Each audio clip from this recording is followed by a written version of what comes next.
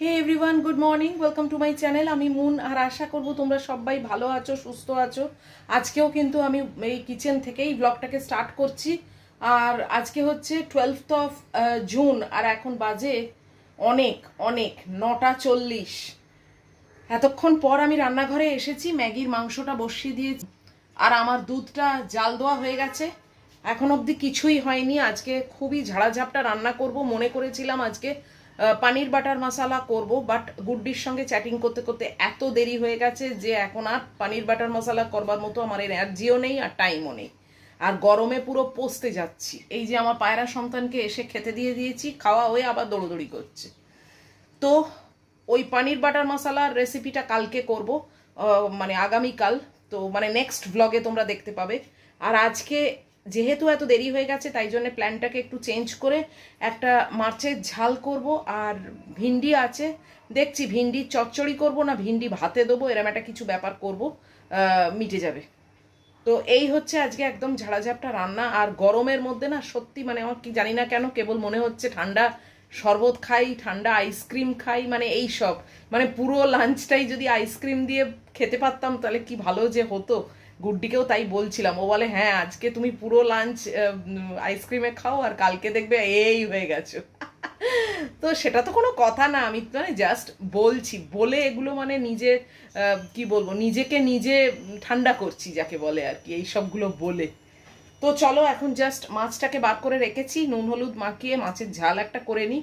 খুব সম্ভবত ঢ্যাঁড়সগুলো সেদ্ধ হতে দেবো, ওই সেদ্ধ মানে ভাতের ঢ্যাঁড়সই খাবো।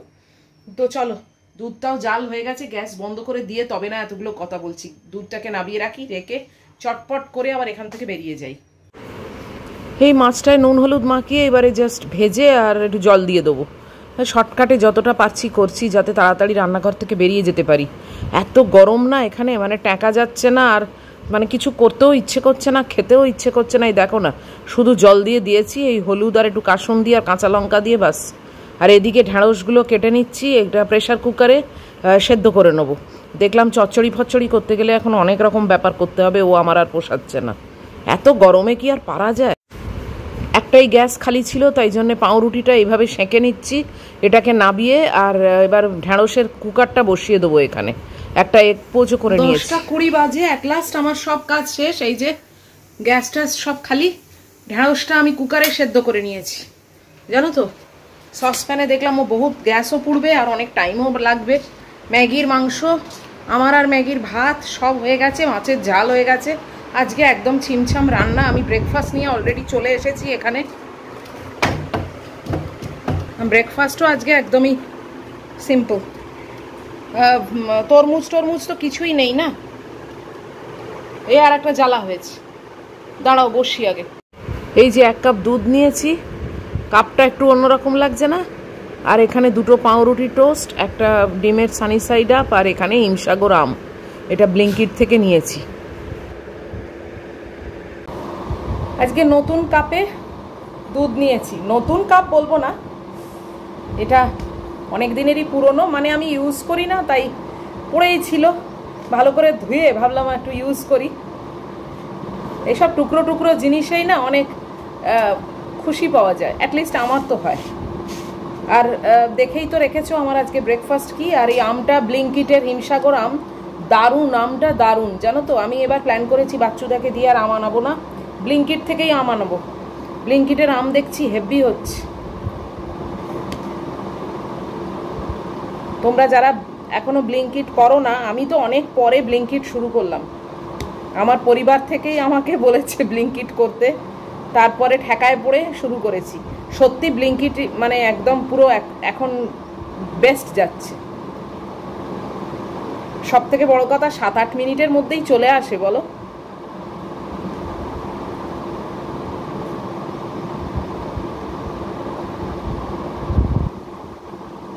তরমুজ নেই, লিচু নেই,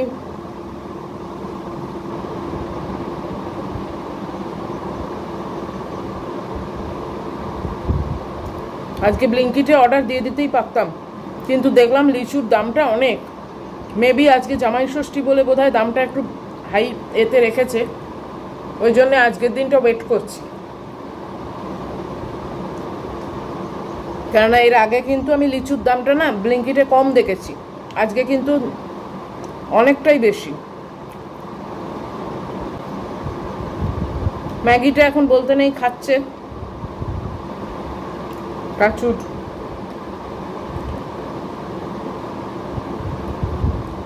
আবার কবে বিগড়োয়, আজকে ম্যাগিকে বেশ কয়েকদিন পর ভাত দেবো।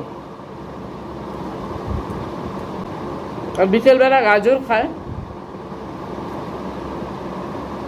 ছোট ছোট গাজর আনাই, গাজর খায়। গাজরের দাঁতটা ওদের খুব মজবুত থাকে এবং পরিষ্কার হয়।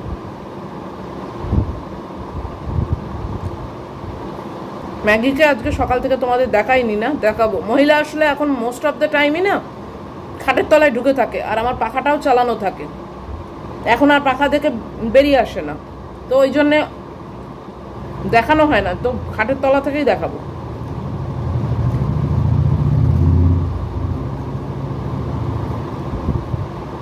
আজকে একটা বড় কাজ এখনো হয়নি জানো, সেটা হচ্ছে তোমাদের হোয়াটসঅ্যাপের এখনো উত্তর দিইনি। সকালে চা খেতে বসেছিলাম যে হোয়াটসঅ্যাপের উত্তরগুলো চটপট দিয়ে নি, দেখি 5% ব্যাটারি। শুরু করতে করতেই আলোটা নিভে গেল, সেই চার্জে দিয়ে রেখেছি, এখন নিয়ে এলাম।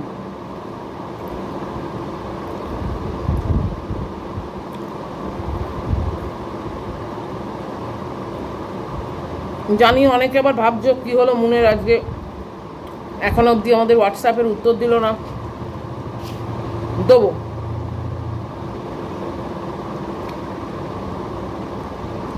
সব জায়গায় কুল ওয়েদার শুনছি জানো, আমারই পরিবারের সবাই আমাকে হোয়াটসঅ্যাপে লিখছে, কমেন্ট বক্সে লিখছে, আসানসোল, ব্যাঙ্গালোর, ত্রিপুরা, তারপর পুনে, সেই সব জায়গা থেকে আমাকে বলছে তুমি এখানে চলে এসো ম্যাগিকে নিয়ে, এখানে কুল ওয়েদার, তোমার আরাম হবে। সেটা তো আর সম্ভব না বলো, সম্ভব হলে তো ভালোই হতো।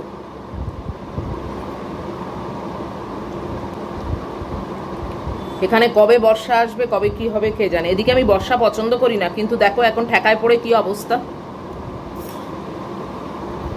চলো খেয়ে নি, খেয়ে দিয়ে চান টান করে নি।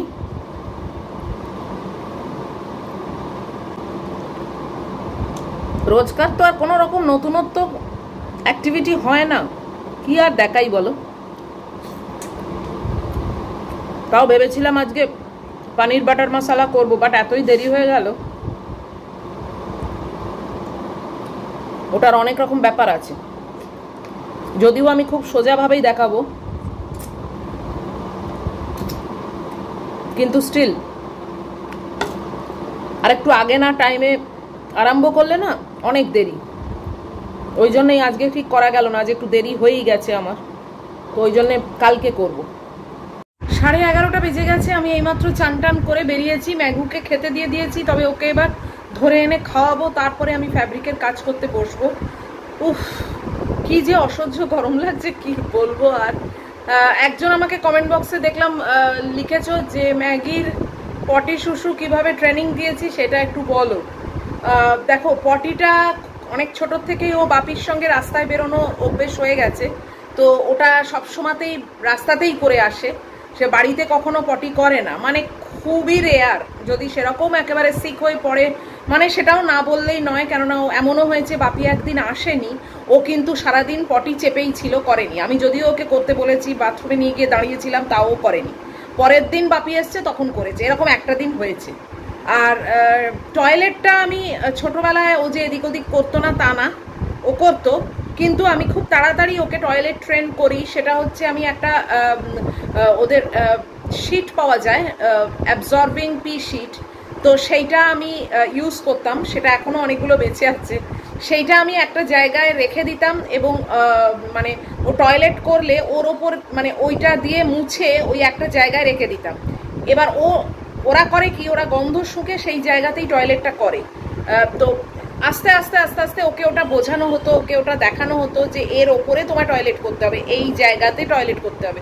করতে করতে করতে করতে মানে 2-4 বার এদিক ওদিক করতে করতে ও কিন্তু শুকে শুকে ঠিক ওইটার ওপরে গিয়েই টয়লেটটা করতো। এবার সেই ভাবে আমি করতাম কি, আস্তে আস্তে ওই সিটটাকে একটু বাথরুমের দিকে সরাতাম, ক্রমশ ক্রমশ বাথরুমের দিকে এতটা এতটা করে সরাতাম গ্যাপে গ্যাপে, যেটা ও না রিয়েলাইজ মানে বুঝতে পারতো না যে পজিশনটা অত, আর তখন অনেক বাচ্চাও, এত তো বুদ্ধিমতী তখন হয়নি, বাচ্চা ছিল।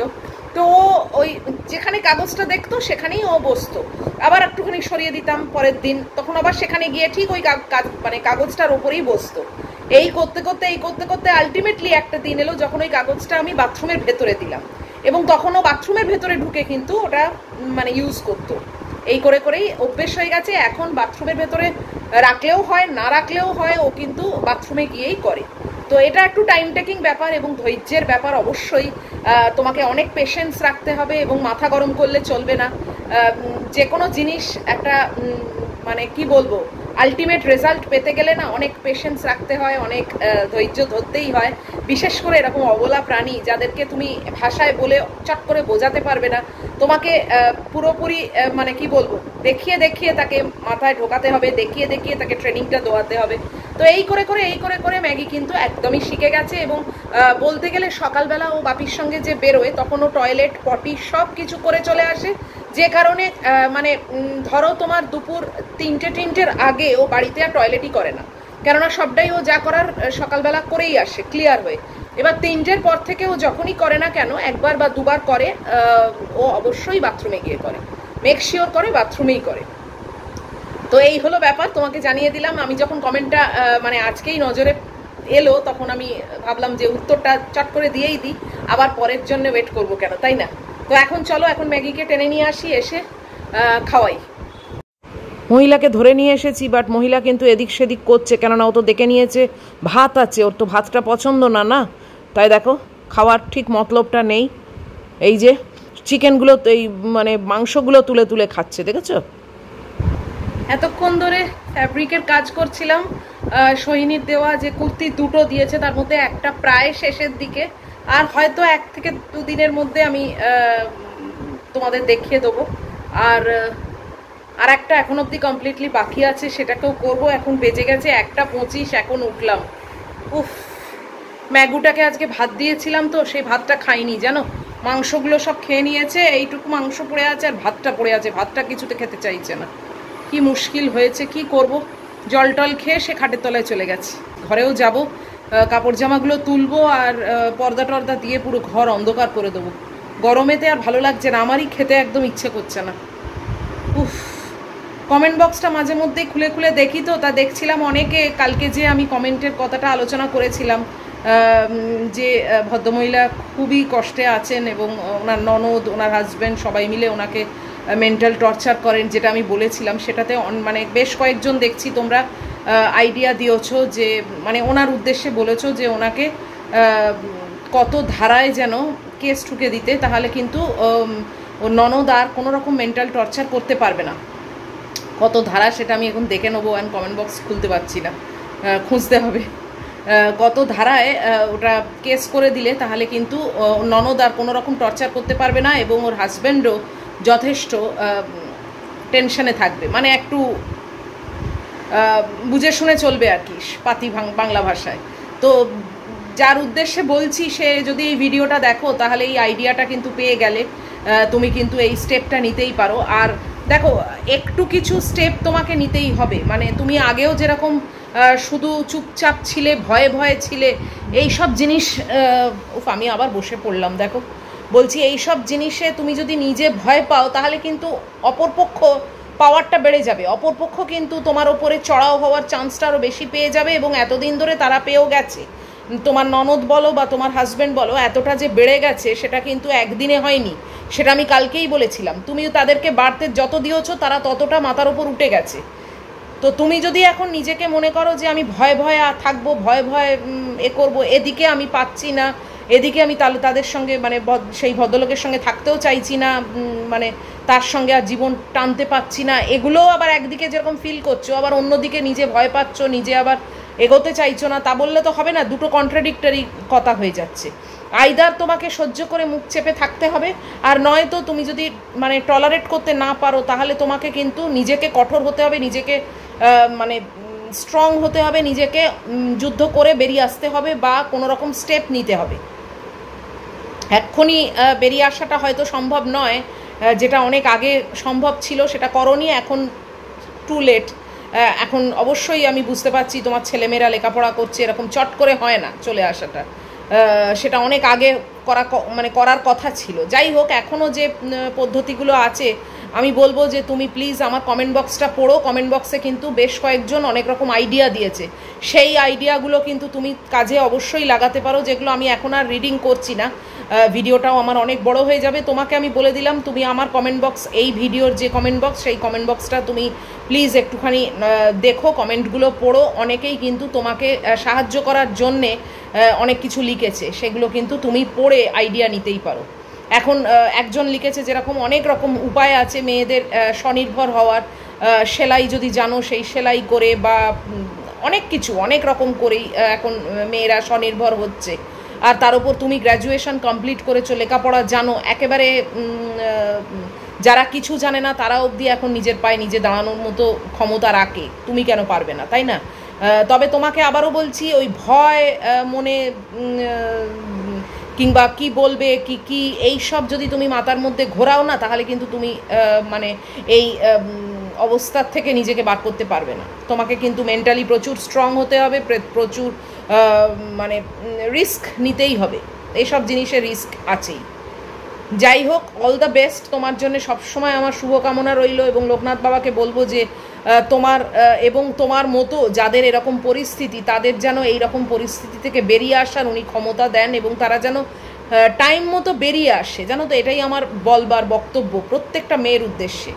মার খেয়ে দিন কাটানোর কোনো মানে হয় না। আজকে না, সরি, কালকেও আমি রাত্রিবেলা শুয়ে শুয়ে একটা জোশ টক দেখছিলাম। জোশ টক বলে একটা প্রোগ্রাম হয়, জানি না তোমরা কজন দেখো। জোশ টকটা কিন্তু অনেক শিক্ষণীয় ব্যাপার এবং অনেক মনের জোর পাওয়া যায়, জানো তো? ওই এক একজনের এক একটা লাইফের কাহিনী ওই জোশ টকে এসে বলে, এবং সে যে অনেকের কি ভয়ঙ্কর ভয়ঙ্কর কাহিনী, সেইগুলো শুনলে বোঝা যায় যে তারা কতটা টলারেট করেছে এবং কতটা স্ট্রাগল করে সেখান থেকে নিজেকে বার করে নিতে পেরেছে। সেই সাকসেস স্টোরিগুলো তারা এই জোশ টকে এসে শেয়ার করে। তো আমি বলবো অনেক মানে শিক্ষণীয় ব্যাপার এটা, এবং তোমরা চেষ্টা করবে এই জোশ টকটাকে ফলো করার। আমি মানে কালকেও যা একজন ভদ্রমহিলার, আমি নামটা বলছি না, একজনের দেখছিলাম যে তার হাজব্যান্ড তাকে এত টর্চার করতো, চুলের মুঠি ধরে টানতে টানতে দোতলা থেকে 3 তলায় নিয়ে যেত, ইভেন খেতে অবধি দিত না, খাবারটা নিয়ে বলতো এটা আমার খাবার, তুই খাবি না। তো এতখানি আস্পর্ধা হয় কি করে, তাই না? আমরা তো অন্য কারোর প্রপার্টি নয়, এতখানি আস্পর্ধা হয় কি করে? মেয়েরা সেই আস্পর্ধাটা মানে যোগান দেয়, সেই তাদেরকে এতটা উঠতে দেয়, তাই জন্যই তারা এতটা উঠতে পারে। তা না হলে আমরা তো কোনো কমোডিটি না যে আমাদেরকে নিয়ে যে যা খুশি তাই করবে আর আমরা সেটা মাথা পেতে নিয়ে নেব। যাই হোক, এই ব্যাপারে আমি পরে আবার আলোচনা করব। আজকে আমার ভিডিওটা অনেকটাই বড় হয়ে যাবে। এখন আমি ইটিং শো করব, 1:30 বেজে গেল। যা হোক, খেয়ে তো নি, মাছের জাল আছে আর ঢেঁড়স ভাতে আছে, জানোই তো তোমরা মেনু, ওইটাই খেয়ে নেবো। খেয়ে নিয়ে এসিতে চলে যাই, আর পারা যাচ্ছে না এই গরমে, না আর ভালো লাগছে না। তো চলো, যদি আজকের ভিডিওটা তোমাদের ভালো লাগে তাহলে প্লিজ একটা লাইক, শেয়ার, কমেন্ট আর সাবস্ক্রাইব করে দিও। সব ঠিকঠাক থাকলে অবশ্যই আবার চলে আসবো পরের ভিডিও নিয়ে। টিল দেন তোমরা খুব ভালো থাকবে, সাবধানে থাকবে। আর যার উদ্দেশ্যে বলছি তাকে আবারও একবার মনে করিয়ে দিচ্ছি, প্লিজ আমার কমেন্ট বক্সটা পড়ো। অনেকে কিন্তু তোমায় সাহায্য করার চেষ্টা করেছে আমার কমেন্ট বক্সের মাধ্যমে, একটু পড়ে নিও। তো চলো, দেখা হচ্ছে পরের ভিডিওয়ে। খুব ভালো থেকো, সাবধানে থেকো, লাভ ইউ অল।